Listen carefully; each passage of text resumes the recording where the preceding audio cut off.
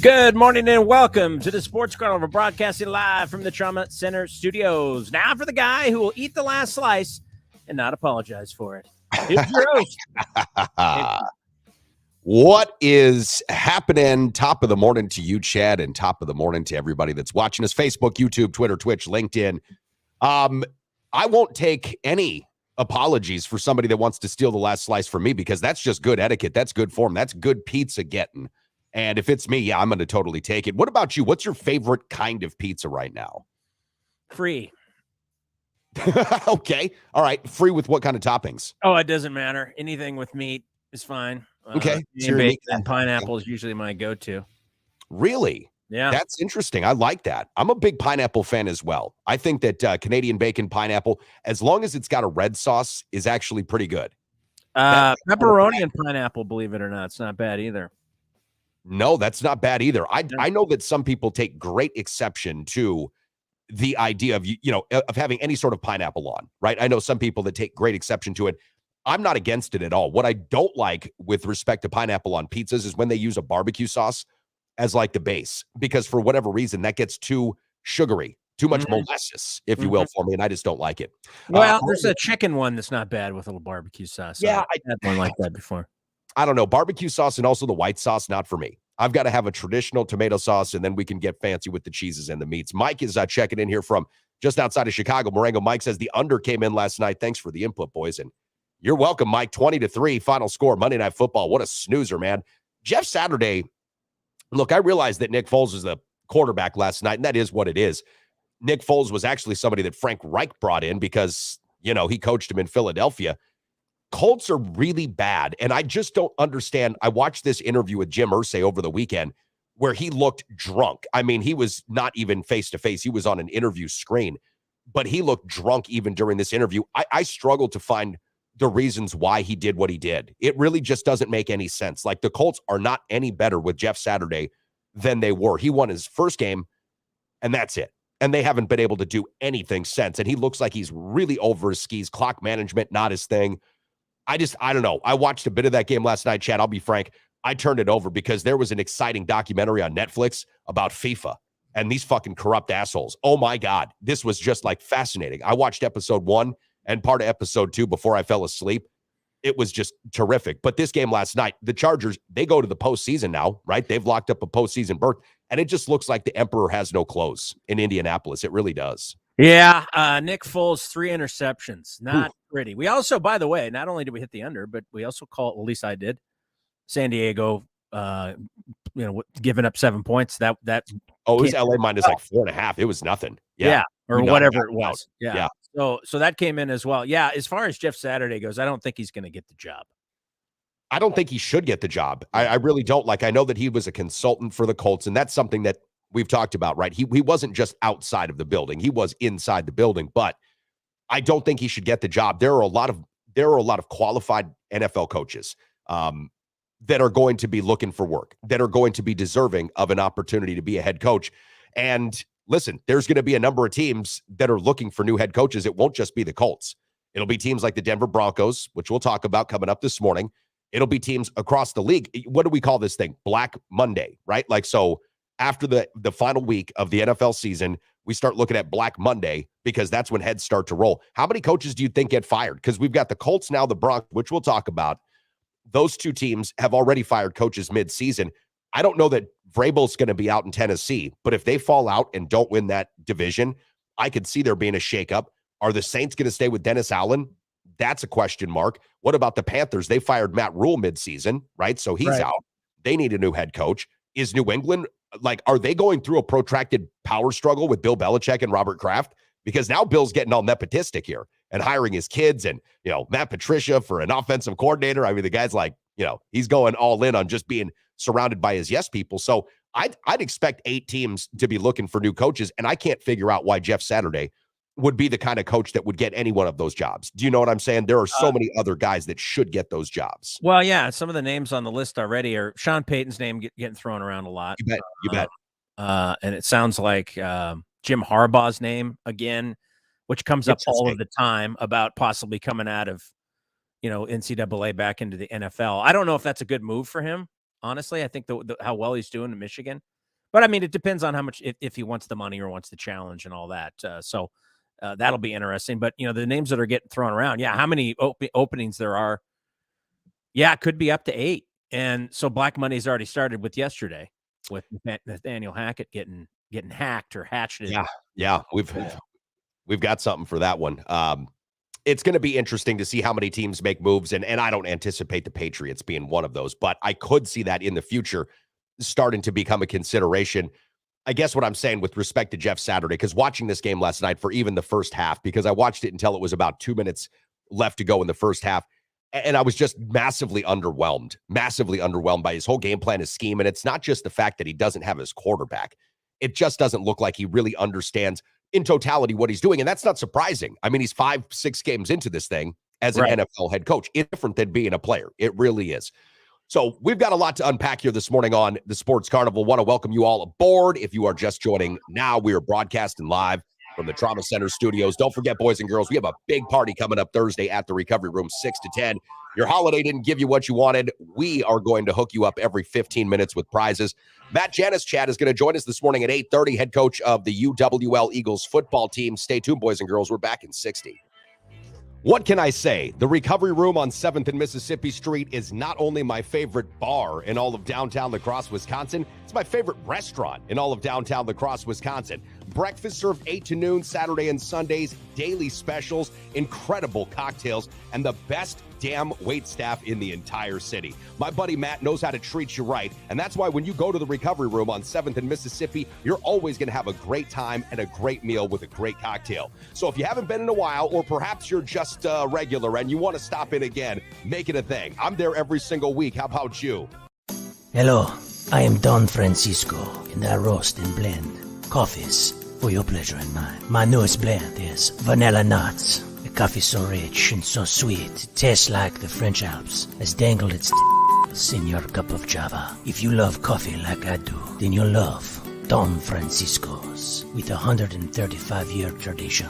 Because at Don Francisco's, if you're up all night, so are we.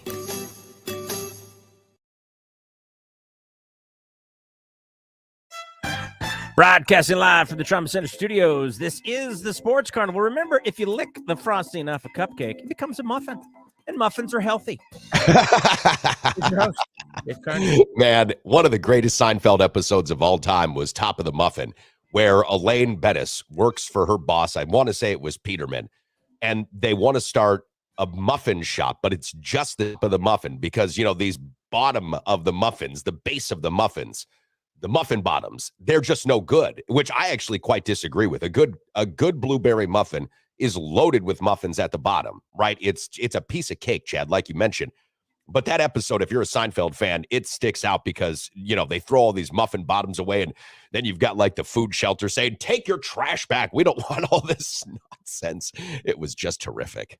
Yes, pop the top. Yes, I remember Pop that. the top, sop the mop. You're just, you're a plethora of little sayings and phrases. And hopefully you guys are off to a great start here. It is Tuesday morning. It is a week before the end of the year, Chad. We've got that big party I mentioned at the Recovery Room coming up on Thursday from 6 to 10. I really, really, really encourage you to come on out. If you can't stay for the whole deal, I understand. The TV is not going to be given away until 10 o'clock at night, though. We got a 43-inch flat screen TV. We've got a 162-centimeter snowboard. We have got so many other cool items to give away. As a matter of fact, Chad, yesterday, I went to the Recovery Room during their close down period and took some pictures of the swag that we're giving away. Jameson Milwaukee Bucks t-shirts plus hoodies and jackets. We've got pint glasses that are so cool. They've got these little lures, like fishing lures that kind of stick out the side. Very decorative, really cool. Those are going to be stuffed full of Delta 9 and Delta 10 CBD joints from Stack's Family Farms. We've got a whole bunch of stuff from Tito's Vodka. And then we've got one of these great Jameson games, where it's like one of those bar games and you've got the two shot glasses and you have to have the little hook. There's like a string and a circle and then it goes to a hook. And if you don't get the hook, you got to start taking shots. It gets people fucked up really quick. Lots and lots of fun. Every 15 minutes from 6 o'clock until 10, we are giving away stuff at the Recovery Room. So come on out this Thursday. It's going to be a ton of fun. Joey Miller checking in saying, morning, guys. Last night's game was boring to watch. Yes, it was. It was Yes, very boring to watch, unless you liked interceptions. If you liked interceptions, there was quite a few. Nick Foles threw 3, and I do believe that Justin, is it Herbert? Herbert? I always want to say A-Bear. I don't know why. Justin Herbert threw an interception as well. Yeah. Yeah. Well, Herbert looked good, though, too. For the most part, Herbert looked pretty good. This is actually this is the last 2 games Herbert's gone without throwing a touchdown. One of the few times, I think maybe the first time in his entire career, he's gone 2 games without throwing a touchdown. Justin Herbert, we don't talk a lot about because even though the Chargers aren't in San Diego, they still don't feel like the Los Angeles Chargers, right? Like they still don't feel like they get the same kind of media attention as the Los Angeles Dodgers or the Los Angeles Lakers. Maybe not even the Los Angeles Clippers for what that's worth, who had a historic comeback last night. As a matter of fact, we can get into that. But Herbert is right now statistically about as good as any quarterback has been in the history of the NFL through X number of seasons with respect to passing yards and touchdowns. I know the kid hasn't made the postseason. This will be the first time. They clinched last night. I'm going to be really curious to see what he does on a big stage when we actually all pay attention to Charger football. Because this is the guy, if you're the Miami Dolphins, that you've got to be kicking yourself in the fin for not taking. Because Tua Tagovailoa has now gone back into the concussion protocol again, okay? This guy might not play again this season. And we've got to really be honest because there has been another quarterback, Kevin Cobb comes to mind for me specifically. There have been guys that have gotten repeated concussions, and then you become concussion prone. You can't play anymore. After that, like if you start to get concussions or concussion-like symptoms basically all the time from playing football, you're done. That means that you've got something going on. Yeah, especially now. They're really paying attention to it now. Yeah. Big time. And I don't know if you remember Kevin Cobb, Chad, when he came from Arizona to the Philadelphia Eagles, he was actually on pace with Andy Reid to be that starting quarterback under that new Andy Reid type system. Michael Vick had gotten out of prison, was on the bench as the number 2 guy. Kevin Cobb was forced to retire due to those concussions. That's what gave Michael Vick his chance to play again because they had been using him as a situational quarterback in a few different ways. That's what gave him that starting nod again. So I don't wish this on Tua at all. But right now, and like you mentioned, especially in light of what's gone on, they are going to pay very, very specific attention to this. And he came into the office yesterday, into the building, and just reported concussion-like symptoms. So we'll see, but he's in the protocol. And if you're the Dolphins, again, going back to this Justin Herbert thing, you're kicking yourself in the fin for not picking this guy because he's everything that you want in a quarterback. 6'5", big, mobile. He throws the ball downfield as easy as anybody, and he's got a body that's sustainable. I mean, at least seemingly in the NFL. Yeah, and Joey Miller saying, is it just me or is Bo Nix from Oregon kind of remind you of Herbert? Where are they both from Oregon, right? Bo Nix says that he's returning to Oregon, by the way, which is huge for Duck fans out there. Because I think he would have went fairly high up in the NFL draft as far as quarterbacks go. Had a really good year, and I think that him going back is going to be huge for the Ducks. Speaking of concussions last night, I don't know if you saw this because you turned off, but there was a huge hit right before I did see that. Yeah, Derwin James ends up getting thrown out, but he led with the helmet clearly. That hit was brutal. I mean, that was probably one of the most violent hits I've seen in quite a while, and that's the kind of hits they're trying to get rid of in the NFL. And I think obviously Derwin James not only got thrown out of last night's game, he's probably going to get fined and may get suspended. I'm not sure how that works, but that was pretty rough. That was a rough hit. It was rough, but he didn't hit the guy in the head as well. Like he did lead with the crown of his helmet, right? And then he got the guy on the shoulder pad, but it knocked his block off. Both players were gone for the game, by the way, because they took out, they took out that dude from the Colts as well. Yeah. That's a possibility. And listen, when you start to think about, a guy like Andrew Luck retiring, just at the beginning of the prime of his career, due to these sustained injuries, we're looking at a guy like Tua, who, God forbid, isn't suffering from something too severe, but could be out at least for a couple of games, seemingly, and possibly longer. You want to protect these guys. This is big business. This is, Chad, whether or not it's entertainment scripted, which I don't believe that it's scripted like you. This is the entertainment business, and these guys are big commodities. They make a lot of money for these teams. And as individuals, as going back to Tua, you have to start deciding that for yourself as well. It's like, how many times am I going to allow this to happen when we look at guys, like Dave Duerson and some of these other fellows that, unfortunately have taken their own lives because of the injuries that they've sustained over the years because of concussions and the CTE and all those kinds of things. How long are you going to subject yourself to that for a game, for a kid's game? I mean, it's a kid's game. Granted, I understand millions of dollars. I get all of that. But how much is your life worth?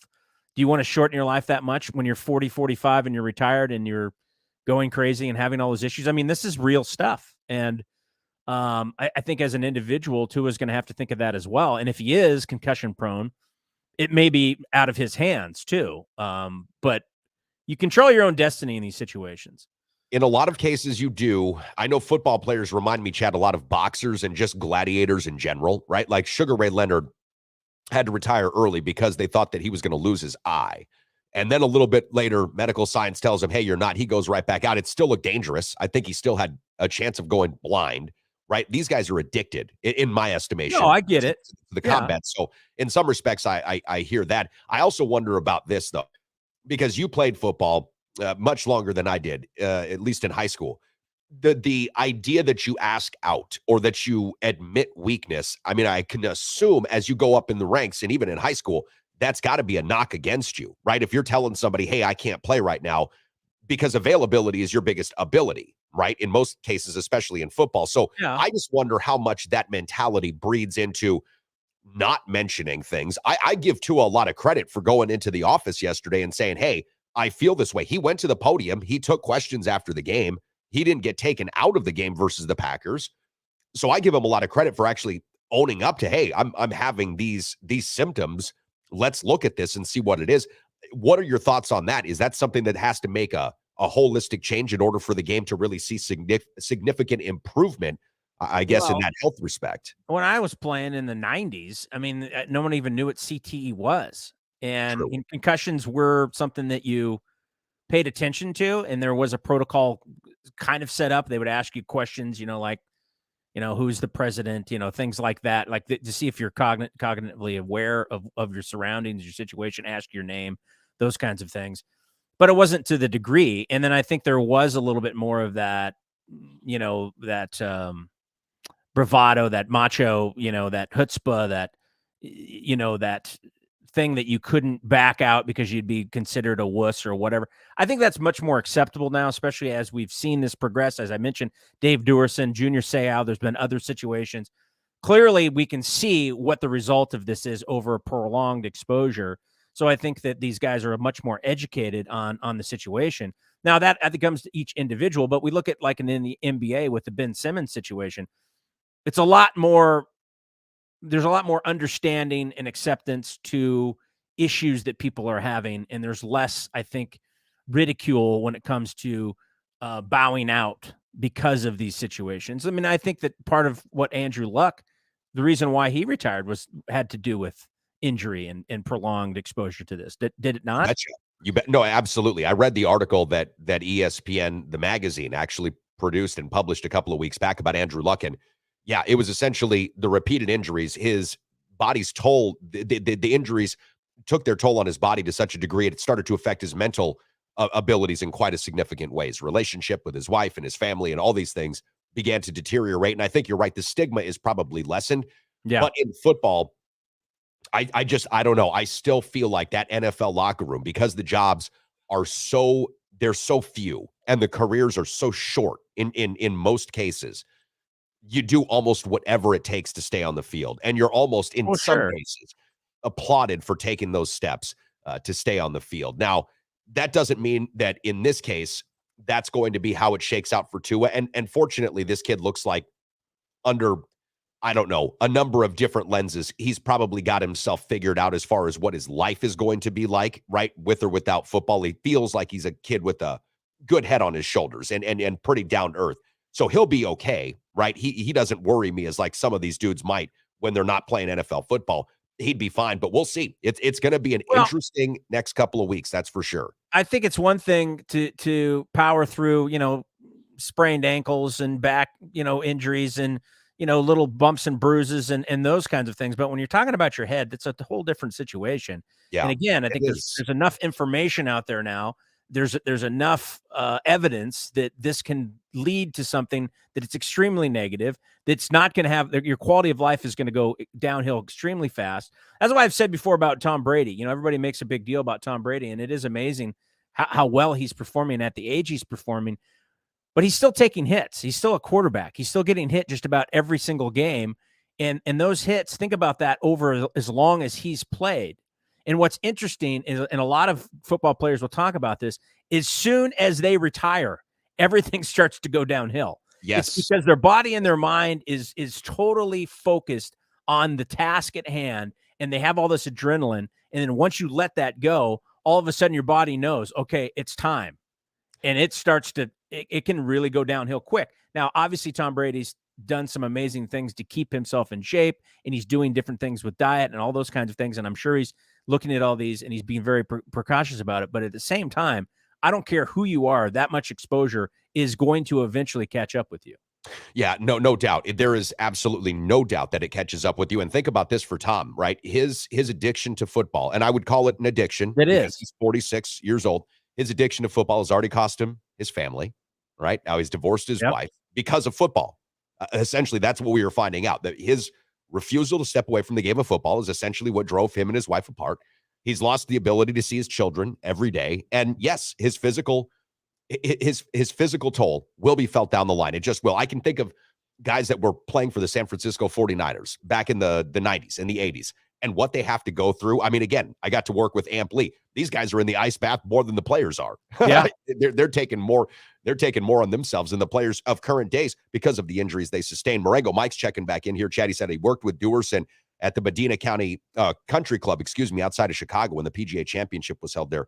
What a great guy and what a sad loss. Absolutely. We were on air together in Vegas when Junior Seau took his own life. And that was a shocking thing. It was a horrible thing. And that's when we really started to, as a nation, get into what CTE was. I think Junior Seau's family donated his brain to science, which is why they kind of got Dewerson's, I believe. Yeah. I believe that you're right there.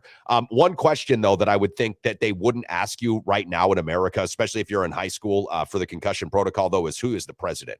Because depending on what state you're in, you could get some wildly different answers, and that might not necessarily mean that you're actually concussed. Yeah, I think those questions have changed a little bit, but they're usually obvious questions. And then obviously now it's become a lot more elaborate than just like 5 questions on a list. Yeah, they're doing with lights. They are. Well, and the other thing is they have spotters now. So I think the NFL has tried to get ahead of this after denying it for so long and after avoiding it for so long, shamefully.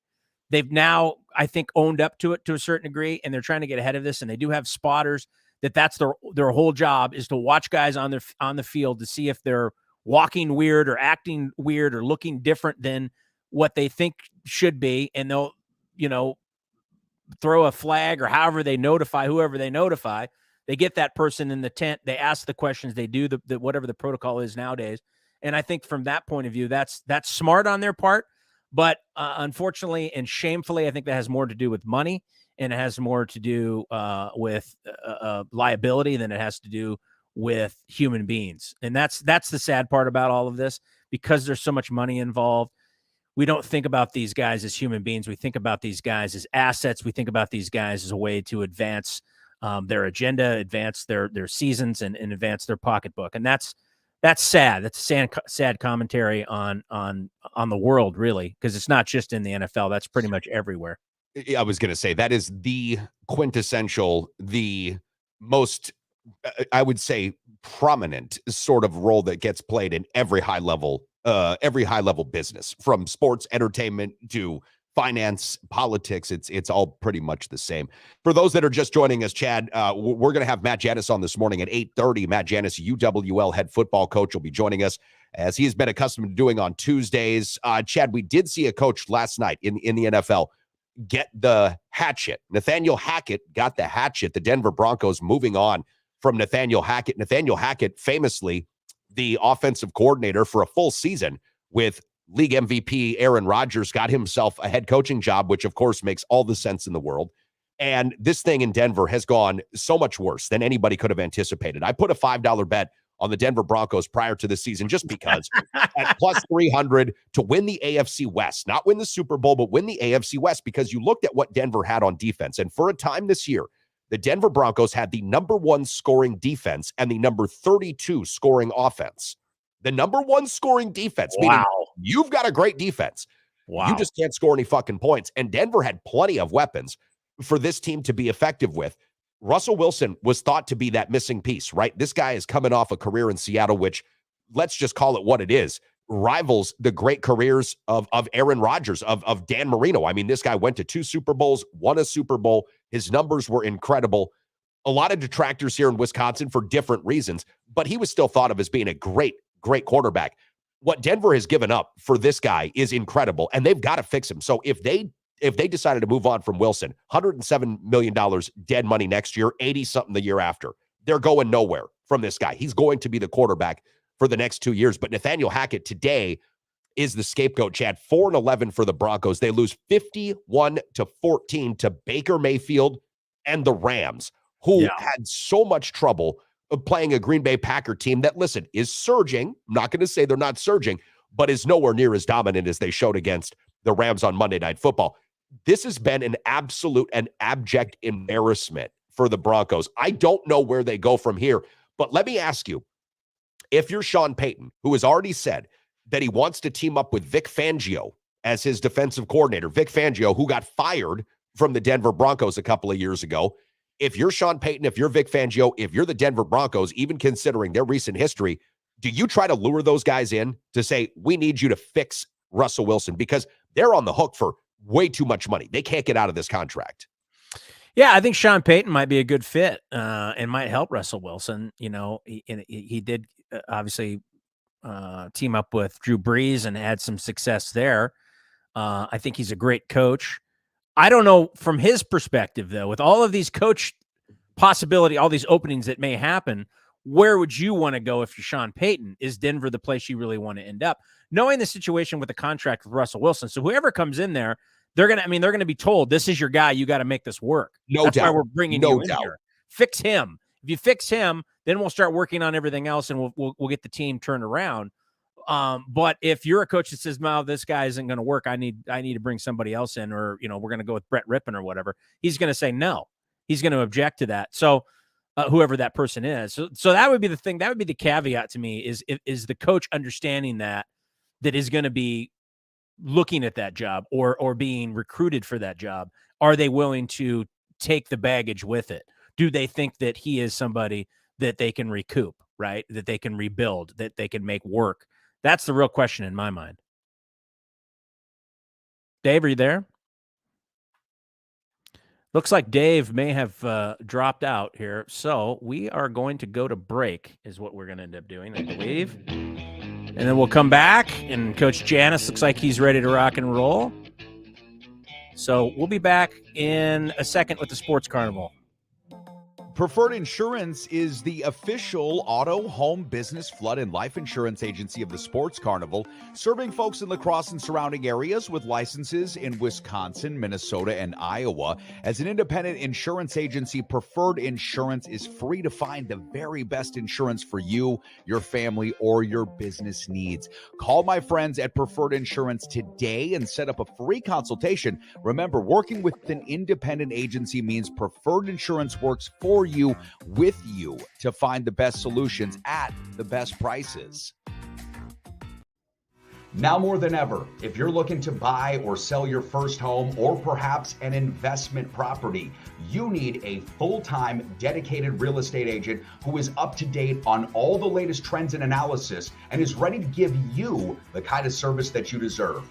That's why the official real estate agent and the official real estate partner of the Sports Carnival is Kyle Cable of One Trust Real Estate. Whether you're looking to buy or sell your first home, or perhaps you are a seasoned investor, call the official real estate agent partner of the Sports Carnival, Kyle Cable of One Trust Real Estate. The Social Distancing Sport Association, or SDSA, presents guidelines to safer athletics. For example, when participating in basketball, remember the Harden rule. That's right, James Harden is a man ahead of his time. Number 1, when playing defense, that is if you choose to, keep 3 to 6 feet between you and your opponent. Never double team and always appear disengaged or aloof. On offense, be sure to isolate yourself from your teammates. Dribble the shot clock down, rarely pass, and finally take a 30 to 35 foot shot. This has been brought to you by Arm's Length Under Armour. Go ahead and play. Just stay at least an arm's length away. Back to the Sports Carnival, broadcasting live from the Trauma Center studios. You know, yesterday I wore something. We're having some issues here. Yesterday I wore something from 5 years ago, and it fit. Granted, it was a scarf, but it still counts. It looks like Dave Carney is back.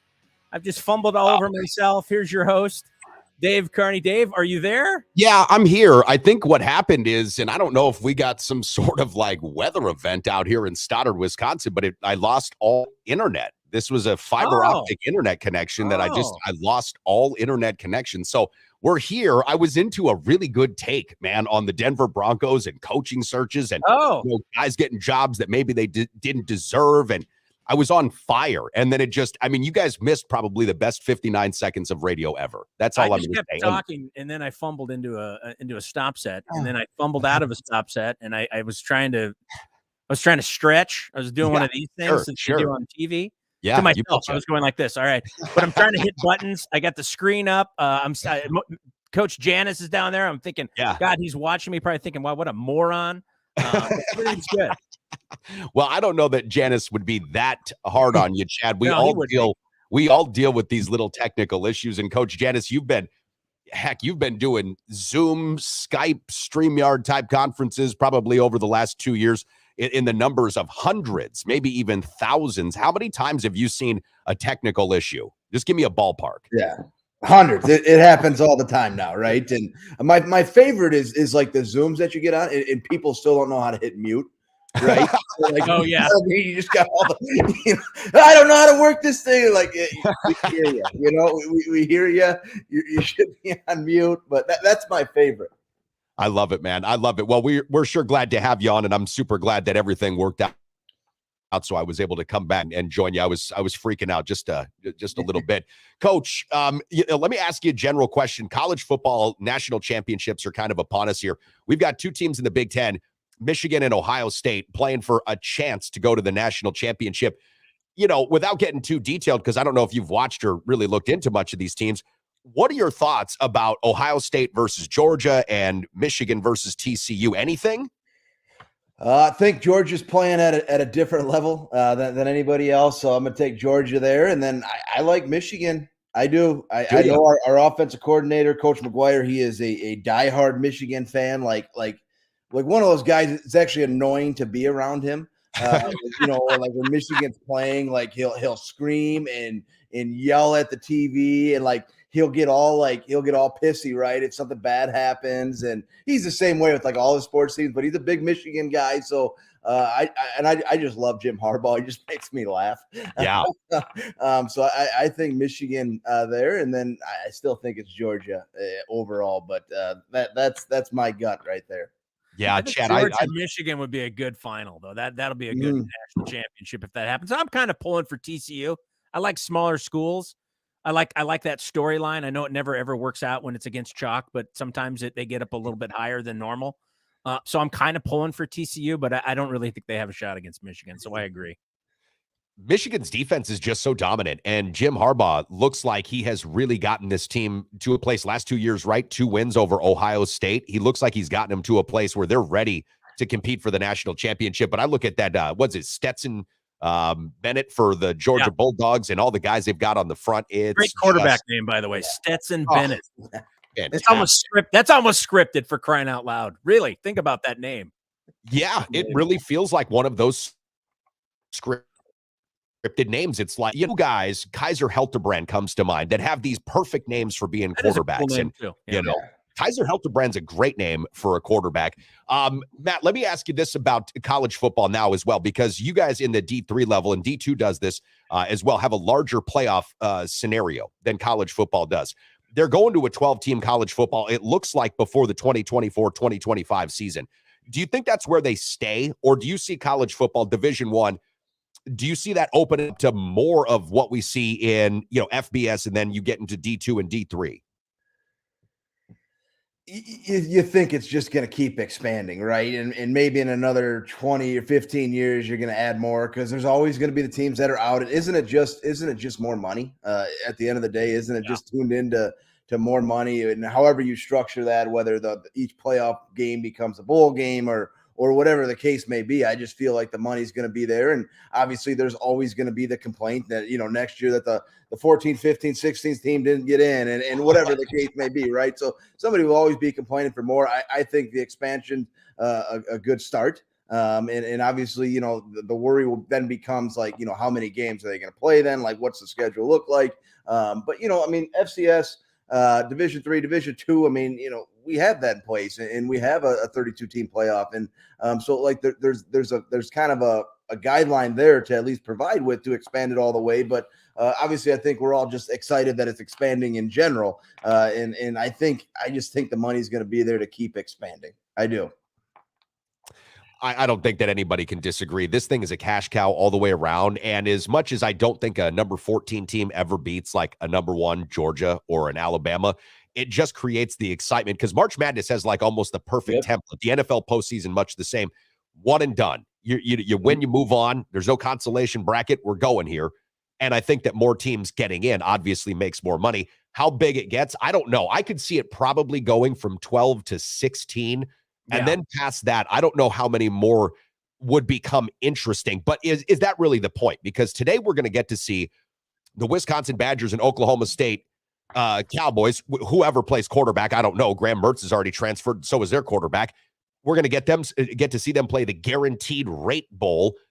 Okay, that's something I suppose. But the money is there, right? Like, so if this were an expanded postseason, the money's there. These sponsors are going to pay for it. Do you think that Wisconsin wins this game tonight, Coach? Do you think they beat Oklahoma State now that we know that Graham Mertz is out? And I'm not sure exactly what Fickell's doing as far as his input on this game, if any. Man, what an interesting game because it really is. It's two historically good programs, right? I think, it's the same thing with Oklahoma State, right? And the Badgers, like they're always viewed as a top 25 team, right? Both programs are top 25 program. I think you could argue that over the last, 10, 15 years, but really interesting. I mean, you got, Oklahoma State. I mean, there's a team that gets devastated by injuries in the, kind of the beginning part of the year, just kind of totally ripped apart their defense, and their defense just is horrible right now. But then you look at the offense side of the ball, and then both of these teams got quarterbacks in the portal. So their starting quarterbacks are both in the transfer portal. So I think Oklahoma's starting a freshman, and I don't even know who are they starting the Franklin kid or are they starting Wolf? I don't know. That's a great question. You know what I mean? I really don't know. And then you have the consistency of Gundy and like with the OK State. And then obviously I think, with the Badgers, there's going to be some emotions kind of running high for Leonard, but also, this is a team that's kind of embraced quite a bit of change over the last, 7-8 weeks. I mean, you go from firing a head coach that I think a lot of their players loved and had a great relationship to having Leonard that, all these guys kind of bought into, and now obviously the change. And I think Fickell's bringing in kind of some energy and some new buzz around the Badgers program. So I think it's just a 7-5, whatever bowl game. I think there's still like kind of it's kind of a big game for both programs as they kind of look to go into the off season. I'm going to say, just because I don't know who OK State's going to play, I just feel like the Badgers are going to have a little bit of emotion here as they kind of play. I'm just going to go with the Badgers. So how does that? Let me ask you a quick question about the transfer portal for those that aren't initiated to this. When that takes place, when somebody declares for the transfer, is that automatic then? So when Graham Mertz declared for the transfer portal, he's out automatically? Or how does that work? Do you know? I think actually I really don't know because we've never had players that go like that do it in the season or sure. Most of the guys that we're talking to are all out of season. I guess it would be. I actually don't know the full ruling on that. If that just makes them done. I mean, I certainly think it would be pretty awkward. To sit in the locker room with the guy who says, "Hey, I'm going to the portal. I'm leaving this place. It's not for me." Let's go win, though. Yeah, you're kind of changing next to the guy. Like, is this guy really is he gonna really fight his butt off for us today? Or I would imagine they're done, but I don't know that full answer for sure. Like I said, at our level, we just don't don't deal with it as much. So it looks like, guys, as I'm checking things out here, the Badgers 3.5-point favorites. The total is 45.5. I want to get your take on that. It looks like Chase Wolf is going to be starting for the Badgers. Miles Burkett will start for the Badgers. Is he? Okay. Yeah, that's what it's saying right here. Now, this could change moment by moment, but I'm getting this information off of covers.com. So I like the play here of over 45.5. These kind of bowl games, fellas, have a tendency to be high scoring, sometimes blowouts. I think that you're probably right, Coach. The Badgers have a little bit more here. Luke Fickell being a figurehead, Jim Leonard kind of calling the offense and defense for the final time. Would you make a play on this if you were a betting man to go over 45.5 as far as the total is concerned? Because you're right, Oklahoma State does not play great defense, and Wisconsin should at least have a ground attack here today. Oh, I don't know. Yeah, like you said, I mean, you just kind of said it, right? That Oklahoma State doesn't have a great defense, so you want to take the over. But I also look at both these teams. We got freshman quarterback, got a new quarterback for the Badgers who battle, and you're like, are they gonna be able to just pound the ball here the whole game? I'm gonna say under, Dave. I'm gonna go against you and say under. Okay, Chad. What about you? Over? I'm gonna say over because I think Leonard's gonna let it fly because he doesn't have any skin in the game anymore, other than just being a Badger and all of that. I mean, I'm not saying he's gonna shit on these guys. I'm not saying that, but at the same time, why not let it fly? It's a bowl game. It's your last hurrah. Sling it. I would get my quarterback. I'd say whoever, it doesn't matter who it is, go sling it. Let's do it. Let's win this thing. Let's go out in style. All right. So we've got Janus saying under, Chad saying over. I'm going to say the Badgers cover the 3.5-point spread, and I'm going to say the over comes in. I see a final score, something like 26-21. I can see the Wisconsin Badgers winning something in that range. Let me ask you one other question dealing with college football, specifically the NIL deal here, Coach Janus, because this thing applies to across the board college athletes, right? This is something from Division I down to Division III. Have you seen any of that impact you guys at UWL yet? Because we're starting to see smaller schools around the country, have some impact of NIL deals, little car dealerships, things coming up for these guys. What about at UWL? Have you noticed anything pop up as far as that's concerned? Nothing like major. I mean, I'm not dealing with guys that are driving in Ferraris to practice or anything yet. But nothing too major. I think eventually, as it kind of expands, at the Division III level, eventually you kind of look at what everybody else is doing, and then eventually it kind of starts to trickle down. I mean, for sure, without a doubt, do you want your guys to be able to earn that off of their name and what they're doing on the football field? But we're not seeing the kind of like any type of real serious deals, and that's obviously something that you hope expands to our guys. But like we're not seeing a lot of that, and obviously you look at Division I, even now it's kind of crazy. You're starting to hear guys come out into the portal saying, well, that NIL money wasn't really there when I got there, and so it's still kind of like, to me, with all that stuff, kind of still seems like the wild west a little bit. And I think eventually it's going to kind of settle, whether it's new rules or legislation that goes through, but it'll trickle down to us, I think, more in a bigger way. But yeah, nothing too crazy right now. Do you agree with it overall? Do you like the concept, the idea that these guys can make money off their name? I mean, is that something you are kind of more traditional in the way you think?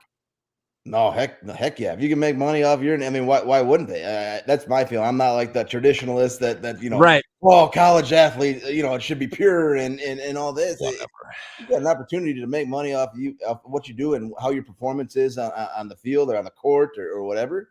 Why shouldn't you be able to? Well, I wonder how does that work in the locker room though, when you got superstars that are making money and you got the lineman that's next to you. He's not getting any money from it anywhere. I wonder how do you navigate that as a coach? Obviously, I know you don't deal with that now, but I would imagine that could be a bit of a sticky situation. Well, I mean, you don't even look at NIL, right? You just look at Russell Wilson and the Broncos, right? Like, the same thing, right? Like, they gave all that guy all that money, and nobody can really say anything to him. And you're gonna a coach loses his job because of his performance. So it's probably similar. It's probably, like I said, great leadership in the locker room, and you got to recruit the right players that are getting that type of money, and that they're going to be the right person with it, and not just they're still going to be bought into your program. It's a different, it's a different world with that stuff. Well, I heard a story recently about a guy getting offered $5 million in the transfer portal to go to one of the big SEC schools. Mhm. And you've got, coaches from, Duke or I think it was the coach in North Carolina was talking about this, and it wasn't even his team that he was, actually talking about getting involved. It's a different world. I was just curious to see how many of these kids, if any, have been propositioned. And if that's not the case, I'd like to start bringing on some of these kids to the program and propositioning them with us. Hook these guys up. If you're Midwest Mortgage Team, if you're Kyle Cable, One Trust Real Estate, the Recovery Room, right? The O'Neill Law Firm. Let's get behind on these their guys. jerseys. Can we have space on their jerseys like the NBA or no? Does that not Start putting logos on them. Listen, they've got great social media followings. I'm following a lot of your players on social. There's some really good social media accounts. The UWL dance team, I think, needs a big sponsorship deal, a clothing deal from somebody. I don't know who, but step up. Coos? You can have the Coos clothes. You can put the Coos on the jersey. It'd be perfect. That'll go over like a Led Zeppelin for sure. Oh, Coach Janus, I appreciate you joining the program here with us today. It's always good talking to you, man, catching up. Big plans for the rest of the week? You hitting the recruiting trail? What's on your agenda? Nothing too much. A lot of calls and some FaceTimes, and that's really kind of about it. We're kind of having a little quiet week, and then we're going to get back to it after the new year with more visits and getting kids on campus. But really just a lot of guys right now are waiting on kind of their admissions and their acceptance right now. Sure. And so kind of waiting on that. We deal with kind of a higher end of academic students here. And obviously UW La Crosse is a very competitive school. So kind of working through that with some of them. And then we're kind of waiting on, really some decisions here and kind of finishing up a few kids. And then believe it or not, this recruiting class is going to be done pretty soon. It's kind of wild to think that way already, but be pretty much shut down here in the next kind of 4 weeks here. So kind of crazy how fast it swings. You transition from season to recruiting to now it's done, and then turn our focus on to spring ball. Well, before the new year turns over, we'll have a big party Thursday at the Recovery Room, 6 to 10. If you're available anytime between that time, we'd love to see you down there. I know everybody else would. Matt, that owns the place, would love to see you. Bring some of the coaches down. We'll hook you up. We got some food and drinks and a lot of prizes to give away. Deal. All right, Coach. Happy holidays. Go Eagles. Thanks, guys. Take care. Go Eagles.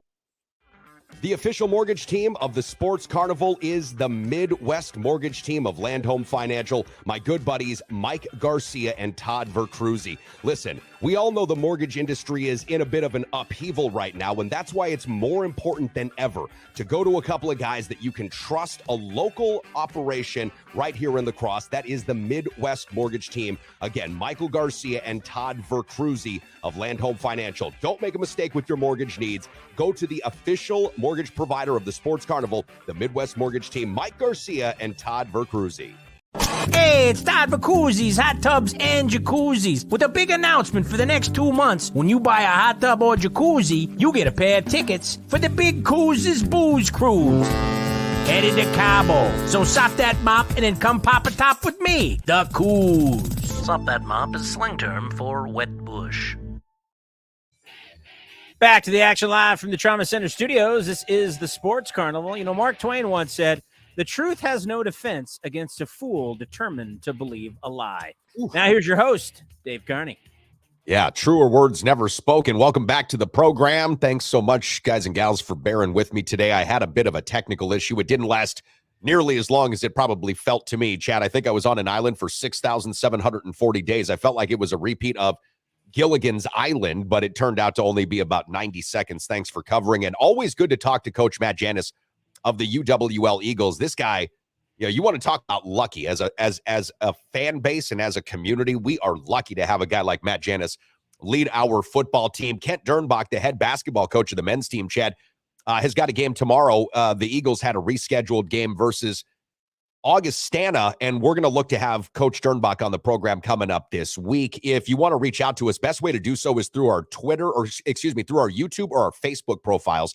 Twitter, we actually can't see the comments come in, but Chad, Twitter at the Sports Carney is where we have one of this morning's poll questions. I actually added a different option on Facebook because it can take a different option, but on Twitter at the Sports Carney, we're asking our audience members, how do they see the Badgers versus Oklahoma State working out from a betting perspective? The Badgers win and cover. They're 3.5-point favorites. The Badgers win but don't cover, meaning they win by less than 4 points. Oklahoma State wins, which means they would automatically cover, or Oklahoma State loses but still covers, meaning they would lose by 3 points or less. Chad, you like the Badgers to win this one? You like them to cover? Is that what we kind of talked about with Matt Janus? Yeah, well, obviously, I was thinking about this. Coach Janus is a defensive mind, right? He's a defensive coach, so obviously he's going to take the under. And I'm a fan of scoring, as most fans are, because it's more interesting to watch. So I'm always going to take the over in these situations. At least I'm going to hope for the over. So yeah, and I hope they win. And again, I think that Coach Leonard, if he's the guy calling the plays, it's his last hurrah. Why not let it fly? I think that it's going to be. Point. I mean, that doesn't necessarily mean it's going to be successful, but I think that's going to be the aim. At least I would hope anyway. Why be conservative?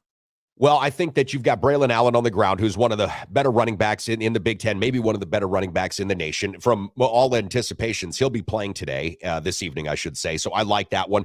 This freshman quarterback I know nothing about, but with Oklahoma State not being on defense, I think this game goes over 45.5. I put that option up on Facebook because, as I mentioned, it can accept more than just the 4 options. That's only getting 10% of the vote right now. The Badgers winning and covering 60% on our Facebook group page. On our Twitter feed at the Sports Carney, going back over here. Sorry about that.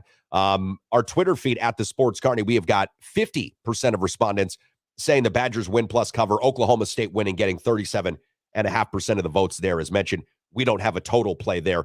I think the Badgers win this game. I really do. I think they probably blow out Oklahoma State. Something just screams blowout for Wisconsin. There is a lot more. I know it doesn't seem like it, but there is a lot more for Wisconsin to play for here in some ways, like you've mentioned with Jim Leonard, and just the changing of the guard that this team has gone through. Like, Gundy's still going to be the coach at Oklahoma State. That's not going to change. These players might have already decided we're ready for vacation. For the Badgers, this is one of your last chances now to really make an impression on the incoming coaching staff, right? Like, that's something else to really think about, because a different coaching staff can have a completely different take on you as a player. I'll never forget that in my high school career. I was playing at El Dorado High School in Vegas, right, Chad, on the northeast side of town. And we had a head coach, Farnsworth, that his whole coaching staff left for Las Vegas High School, left after 20-some years. Well, they loved me. The new coach that came in, not so much. Not so much. And guess what? Things didn't work out well. Did not work out well. No, the depth chart can change dramatically. Yeah. And if you have a poor performance, that can, that's true. I didn't even think about that. Sometimes when we're thinking about college, you don't really look at it that way. You think about it that more of a pro situation. But yeah, you're absolutely right. So I think they have a little bit more to play for. And, if you're looking just at the mascots, a Badger versus a Cowboy, Badger would win, but a Cowboy's usually packing. Most Cowboys are either going to have a rifle or they're going to have a 6-shooter. So in that case, I would say that the Cowboys would have the edge.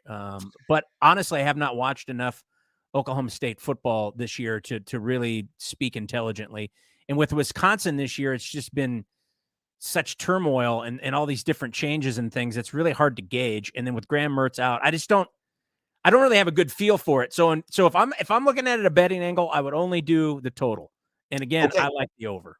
All right. And I would probably feel safe to take that as well. Over 45.5. The Badgers and the Sooners, or the Cowboys, excuse me, are both really prominent in this respect. They both go to bowl games all the time.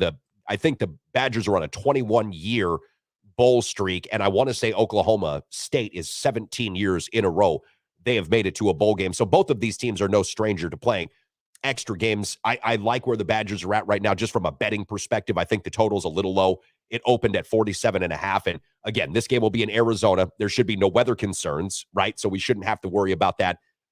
This just feels like a good overplay. So I agree with that too. But I do like the Badgers covering because of what I mentioned.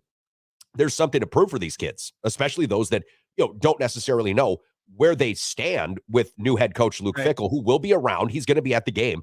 He just won't be doing any coaching. He'll be an advisor. The Wisconsin Badgers have recently, and I can't remember the kid's name, I don't have it in front of me, did just land a 4-star recruit, though, a transfer actually coming over. That's a quarterback. So we're already seeing Coach Fickell change the direction of this team and bring in some new guys. I'm glad it's not the Sooners, because I don't know what the hell a Sooner is. So I'm sure about that one too. I would say a Badger would kick a Sooner's ass. I would like to think, but I'm not sure what a Sooner is, so I'll have to look that up later.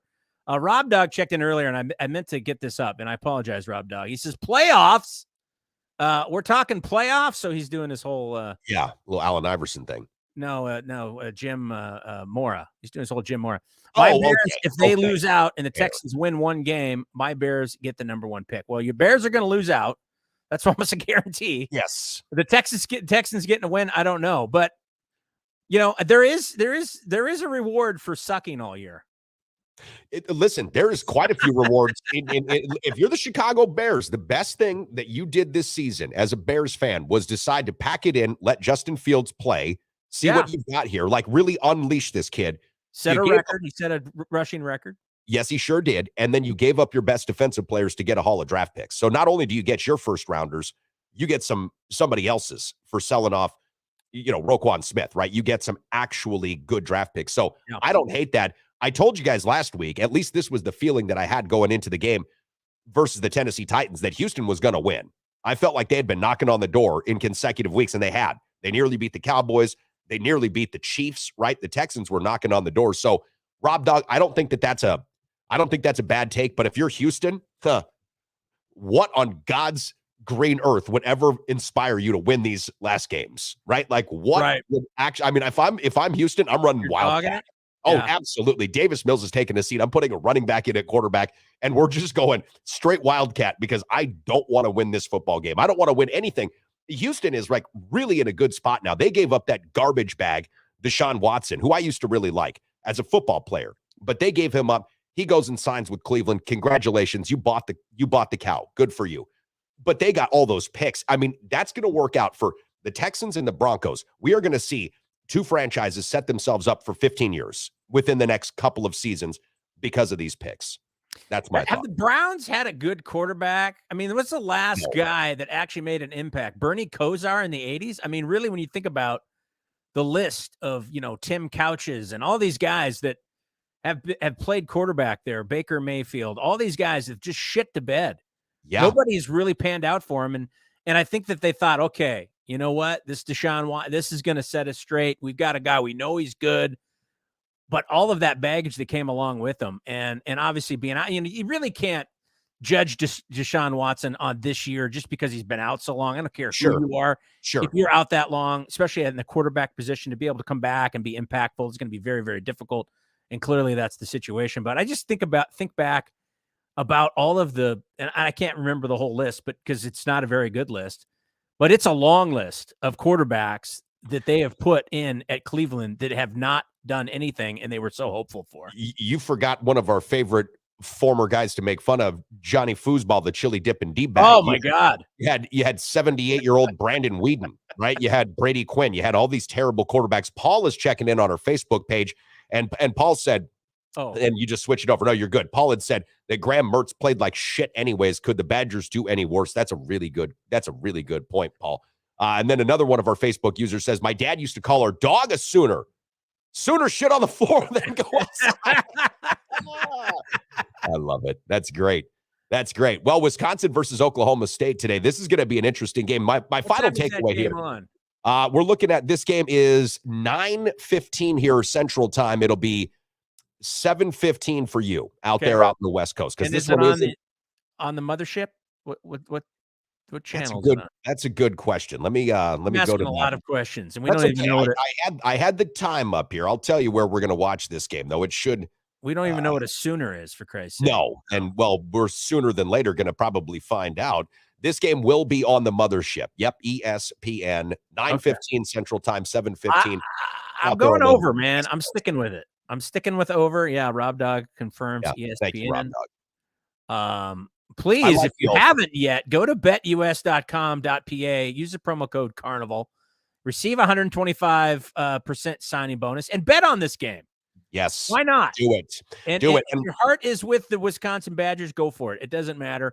I personally would stay away from that because that's kind of where I'm thinking, yeah, they're going to win and cover, but I'm like, is that my heart or my head? So that's when I pull back and go, okay, I want to look at the total and just look at, and then of course with me and totals, I'm always going over. So keep that in mind. Okay. Well, don't feel bad about going over on totals. We love scoring. America loves to score, and that's the way it is. There's also something else. BetUS.com. When you sign up, use that promo code Carnival, Chad. You can bet in game. You've got live in-game wagering. True. So if you want to start taking plays during the game, you can. When the first half spread starts to come out, maybe the second half spread changes, jump on that. And we're starting to see some of our audience members jump aboard, get themselves signed up, and claim 125% deposit match, as you mentioned. Have a great day, guys. Chad, I don't know about you, but it's starting to warm up out here in Wisconsin. We went from the frigid -9s to where we're going to start getting into the 39s, and that's going to be welcome. I know that one of our audience members said that we could send a heat wave up his way, Galesville, Trempealeau. Hope it warms up. I'll probably get some bonus degrees up your way, guys. Have a great rest of your day, buddy. We'll talk tomorrow here on the Sports Carnival, 8 to 9, broadcasting live from the Trauma Center studios.